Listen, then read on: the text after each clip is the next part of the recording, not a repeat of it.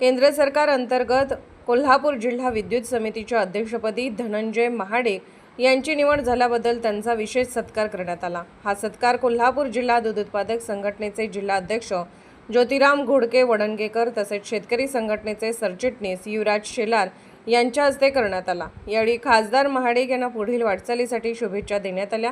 सत्कार प्रसंगी बोलताना जिल्हाध्यक्ष ज्योतिराम घोडके वडणगेकर यांनी सांगितले की खासदार धनंजय महाडे यांची जिल्हा विद्युत समितीच्या अध्यक्षपदी झालेली निवड ही शेतकरी वर्गासाठी दिलासादायक आहे। शेतकऱ्यांच्या विविध प्रश्नांना न्याय मिळवून देण्यासाठी ते प्रभावीपणे काम करतील असा विश्वास त्यांनी व्यक्त केला।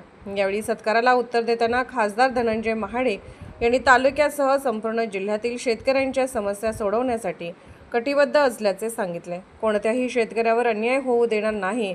माझ्या माध्यमातून शेतकऱ्यांचे प्रश्न मार्गी लावण्यासाठी सर्वतोपरी प्रयत्न केले जातील असे आश्वासन त्यांनी दिले।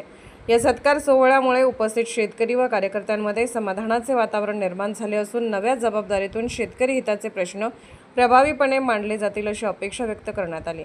सतर्क लाईव्ह न्यूज माझगाव प्रतिनिधी अनिल जाधव।